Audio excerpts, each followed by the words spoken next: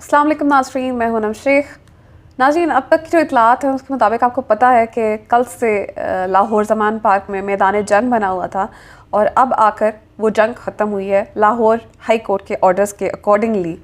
और जज साहब ने कहा है कि वो अमन चाहते हैं, तो इसलिए इस वक्त कल सुबह तक के लिए ऑपरेशन ख़त्म किया जाए।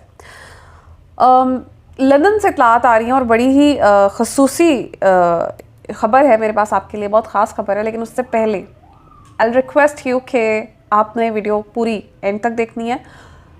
हम जो हक और सच की जंग लड़ रहे हैं, हमारे लिए आपकी सपोर्ट सबसे ज़्यादा ज़रूरी है। तो इस वक्त मेरे लिए जो सबसे ज़्यादा ज़रूरी है वो ये है कि आप इस वीडियो को एंड तक देखें और सपोर्ट करें मुझे, ताकि so that I keep on doing it with more strength. ठीक है, तो अब लंदन से जो इतलात है उनके ऊपर आते हैं कि वहाँ पर लंदन इवन फील्ड अपार्टमेंट्स में से रोने धोने की आवाज़ें आ रही हैं, चीखो पुकार सुनाई दे रही है। वहाँ पर बाहर जो मुजाहिरीन खड़े हुए हैं वो बता रहे हैं कि अंदर कोई इंसान बहुत बुरी तरह रो रहा है, और जो लोग अंदर से बाहर आ रहे हैं वो बता रहे हैं कि नवाज शरीफ साहब ज़मीन पर लेटकर उन्होंने बच्चों की तरह रोना शुरू कर दिया कि एक कोई गल नहीं है कि मेरी दफ़ा तो कोई मैनू एयरपोर्ट लैंड नहीं आया, तो खान तो वारी सदके वारी जानते पे ने, तो मैं इंज होएगा तो मैं नहीं खेड़ना।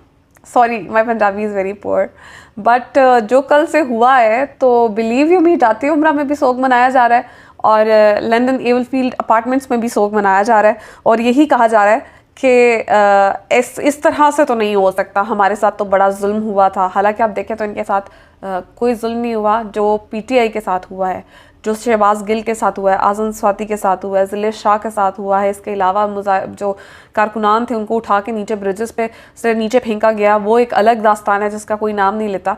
और कितना जुल्म 25 मई को हुआ है, उसके बाद कितना जुल्म इन्होंने हमारे साथ रिसेंटली किया। और ये तो और वो ऐसे केसेस हैं जो आए भी नहीं है सामने, जो सोशल मीडिया के लोगों को उठा के ले जाते थे, एफआईए के केसेस बनाते थे और ना जाने क्या कुछ किया इन्होंने। और जिस तरह से टॉर्चर इन्होंने करना शुरू किया, और ये कि इन्हें अलग सा शौक है कपड़े उतारने का, वो पता नहीं इन्हें कहाँ से मिल गया।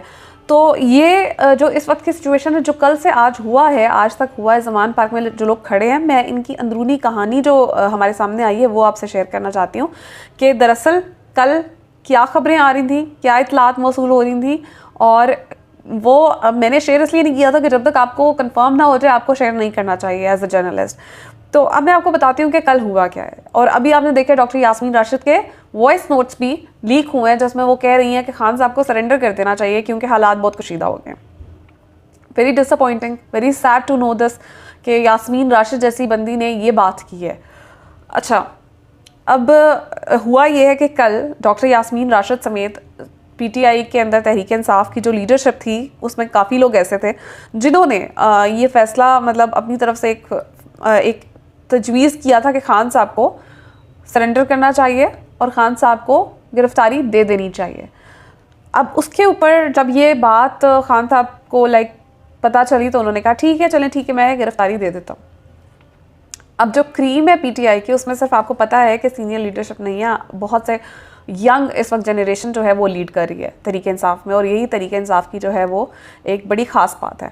तो फिर जो यंग लीडरशिप थी उसमें मुराद सईद, फ़ारूक हबीब जैसे लोग हैं, फवाद चौधरी जैसे लोग हैं, वो सामने आए और उन्होंने कहा no, this is not going to happen. Asad Umar समेत, फवाद चौधरी समेत, मुराद सईद, फ़ारूक हबीब, उस्मान डार, इन सब ने, जुल्फ़ी बुखारी, इन सब ने ये तय किया और इन सब ने ये बात की कि हम ये किसी सूरत नहीं होने देंगे कि खान को कोई हाथ लगाए। और ये नारे वहाँ पे लगते रहे कि जान देंगे, खान नहीं देंगे। और इसके रीजंस हैं, ऐसा नहीं है कि रूल ऑफ लॉ के अगेंस्ट बात हो रही है या कोई स्टेट को चैलेंज करने की बात हो रही है। उन्होंने कहा है खान साहब ने कि मैं पेश होने के लिए तैयार हूँ अदालत में, और पेश क्यों नहीं हो रहे थे, सिक्योरिटी की वजह से नहीं हो रहे थे, ये एक बहुत वैलिड रीज़न है। लेकिन उन्होंने कहा चलें ठीक है, मैं पेश होने के लिए तैयार हूँ। या ऑपरेशन रात को उन्होंने कहा, एफिडेविट लिख के दिया कि ऑपरेशन रोकते हैं, लेकिन जो ऑपरेशन चलता रहा है वो इसलिए चलता रहा है, और ये बात वाज़े कर देता है ये कि खान साहब को अरेस्ट करने के मकासद कुछ और थे, और जो मकासद थे वो हम सबको पता है। और जो ये यंग लीडरशिप है, इनका कहना ये था कि ये जो खान साहब को अरेस्ट करना चाह रहे हैं, हम इनके मकसद अच्छी तरह जानते हैं, जो इन्होंने शहबाज गिल और आज़म स्वाति के साथ किया, जो इन्होंने ज़िले शाह के साथ किया, जो हर बंदे के साथ करें। अगर ये इमरान खान के साथ करेंगे तो हम तो बर्दाश्त नहीं कर सकते किसी सूरत भी। और आप ज़रा एक दफ़ा सोचें कि अगर ये इमरान खान के साथ उसे हाथ भी लगाएं तो क्या हो सकता है, ठीक है। तो फिर उसके बाद कौन बचेगा पाकिस्तान में? अगर ये करना है तो फिर कोई भी नहीं बचेगा, डेफिनेट सी बात है। और आपने देख लिया कि लोग इमरान खान को लेकर कितने सीरियस हैं। यही लोग हैं जिन्हें कहा जाता था कि ये बर्गर बच्चे हैं, ये 2 डंडे पड़ेंगे भाग जाएंगे, 2 शेल्स पड़ेंगे भाग जाएंगे। वो तो कल से ऐसे खड़े हैं कि बाकी सबको भागना पड़ गया। वहाँ रेंजर्स गए हैं, वहाँ पुलिस गई है, वहाँ FC गई है, वहाँ थक गए हैं वो DIG ऑपरेशन की जो तस्वीरें आई हैं, वो जो उसका बुरा हाल हुआ, वो अस्पताल पहुंच के अपने शेल्स ही खुद खा के, ये तो हालात है। लेकिन वहाँ माशाल्लाह उनके जज्बे आप देखें कि आपको हैरानगी होगी कि ये तो वो लोग ही नहीं है जो समझा जाता था कि ये PTI के जो लोग हैं वो तो भाग जाएंगे, तो कहते हैं हम जान देते हैं कि यहाँ पे खड़े हुए। और उन्होंने वो प्रूफ किया। आपको पता है कि रेंजर्स ने वहाँ पर इमरान खान के घर को, एक तो ऊपर हेलीकॉप्टर्स चलते रहे और दूसरा उनकी दीवारें फैला के अंदर जाने की कोशिश की है। ठीक है, मुझे बताएं कि इमरान खान कोई दहशतगर्द है? वो कोई उसामा बिन लादेन है जो छुप के बैठा हुआ है? वो कोई अभिनंदन है? वो कुलभूषण यादव है? भाई जाओ, जो तुम्हारा काम है वो काम करो, सरहदों तो की हिफाजत करो। तुम जाओ, ये क्या तुम लोग इन कामों में पड़े हुए हो? अजीब इन लोगों ने तमाशा लगाया हुआ कल से।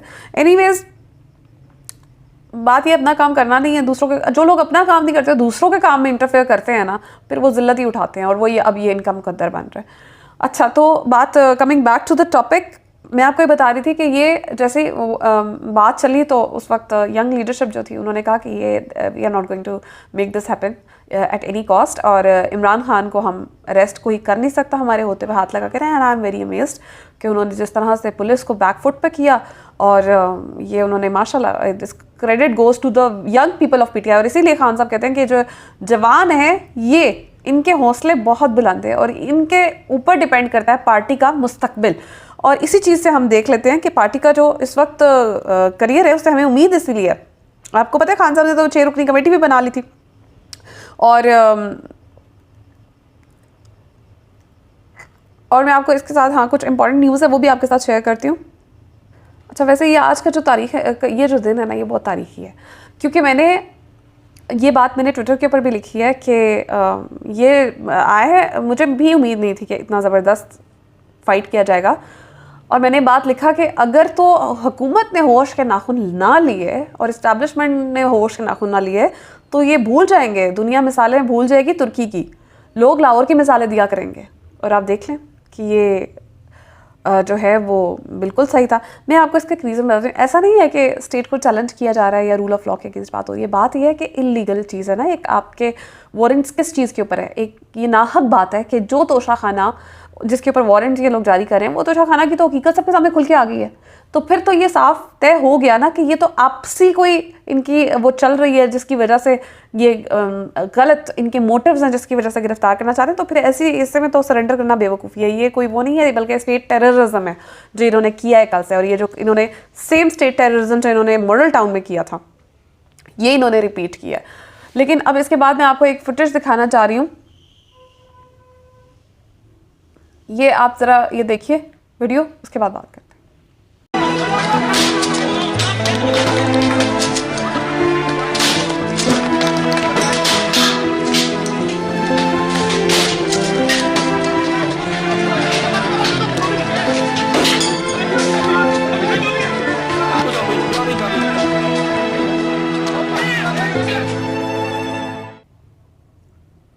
ये आपने देखी है, ये औरत खड़ी हुई है, उस औरत के ऊपर ये लोग मतलब उसको टारगेट कर रहे हैं। भाई ये शर्म नहीं आई इन्हें? मतलब ये किस किस्म के लोग हैं? मुझे तो कहीं से मुसलमान तो औरतों की हिफाजत करने वाले थे, उनके तो एक खून में है कि उन्होंने औरतों की और बच्चों की हिफाजत करनी है। तो जंग में भी अलाउड नहीं है कि आप औरतों को और बच्चों को हाथ लगाएं। मुसलमान तो कभी भी नहीं करता। और ये लोग किस किस्म के बेशरम लोग हैं, इन्होंने जो दहशतगर्दी मचाई है, इन्हें तो इसके ऊपर जो है मैं क्या कह सकती हूँ। मतलब मुझे तो देख के हैरानगी हुई कि ये तो मुसलमान भी नहीं लग रहे किसी सूरत। मुसलमानों का तो काम ही नहीं थे। वो कौन मुसलमान थे जो हमारे आबा और अजदाद थे, और हम कौन हैं? इसके बाद अब बात कर लेते हैं इस वक्त जो फ्रीडम ऑफ स्पीच के ऊपर हो रहा है। फ्रीडम ऑफ स्पीच आपको पता है, बोल न्यूज़ के साथ जो ज़्यादतियाँ हो रही हैं, शोएब शेख के साथ जो ज़्यादती हो रही है, अफसोस के साथ शोएब शेख की अल्लाह का शुक्र है ज़मानत तो मंजूर हो गई है। लेकिन जो रीज़न था वो लगता यही था कि इमरान रियाज को क्यों चैनल ने रखा हुआ है। और इमरान रियाज के इस्तीफ़े के मंजूर होते साथ ही शोएब शेख की रिहाई हो गई है। तो डॉट्स कनेक्ट करें तो इसका मतलब तो यही है कि इमरान रियाज की वजह से शोएब शेख के ऊपर ये सब कुछ हो रहा था। और साथ ही आपको पता है कि आज जो एक और बड़ी खबर आई है वो सिद्दीक जान के हवाले से, कि सिद्दीक जान के ऊपर FIA ने कोई केस बना दिया और उसके अंदर वो तहकीकात करें और उसे जवाब तलबी के लिए बुलाया गया। तो कोई बात नहीं, Siddique is fighting for the right और माशाल्लाह वो हक और सच की जंग लड़ रहा है, तो इसमें घबराने की कोई बात नहीं है। वो अल्लाह उसका हामी और नासिर है। जिस तरह अल्लाह ताला हर हक सच बोलने वाले का साथ दे रहे हैं, तो इंशाल्लाह सिद्दीक जान भी हक के साथ खड़ा है और अल्लाह ताला उसका साथ देंगे और उसे सरखरू करेंगे। तो अब तक के लिए इतना ही। लेकिन जो इनके साथ अवाम ने किया है ना कल से, दिल खुश हो गया, यकीन करें। लेकिन एक चीज़ का अफसोस ये है कि इस सब में जो पुलिस है वो भी हमारी है और जो अवाम है वो भी हमारी है। ये नहीं होना चाहिए था। लेकिन इन गुंडों के साथ जो ये ऊपर बैठे हुए हैं, इनके साथ यही होना चाहिए था। अब तक के लिए इतना ही। अपना ख्याल रखिएगा। पाकिस्तान जिंदाबाद।